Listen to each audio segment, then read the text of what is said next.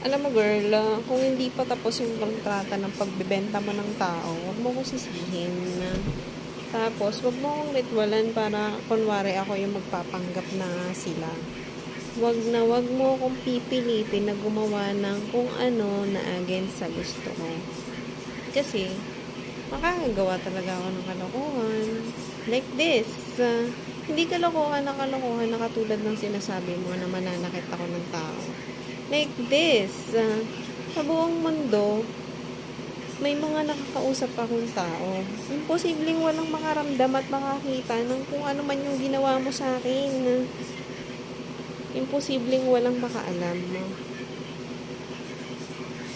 Kaya nga sinasabi ko, bistado ka na kasi. Bakit mo pa kasi ako pinipilit? Tapos, araw-araw, nandito ka, pinipilit mo ko na wag akong gagalaw, wag akong gagawa ng kung ano-ano dahil may something, bla bla bla.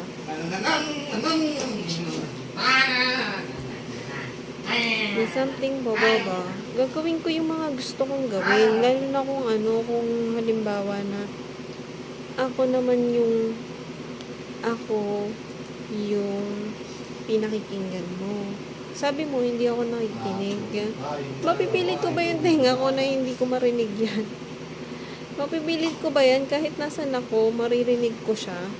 Mapipilit ko ba siya? Or mapipilit mo ba yung tenga ko na nilagyan niya ng something? O yung tenga ko na tinapatan mo ng ganyan para mabingi ako tapos ma-force yung utak mo na marinig ka kahit ayaw kitang marinig. Naiintindihan mo ba yung sinasabi ko? Nag-e-experiment ka dito.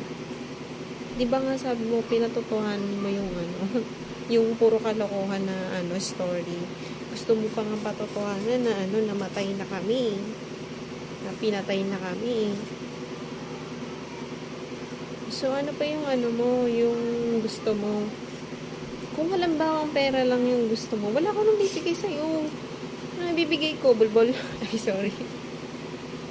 Ano ibibigay kong pera sa'yo? Siguro pag halimbawa yung company nag-insured sa akin kasi alam nila na ginagawan ako ng something tapos hindi nila namalaya na may nakaalam tapos nakawin sa akin. Tapos yun nga yung sinabi ko sa'yo na ganun, pwede yung ganun, no?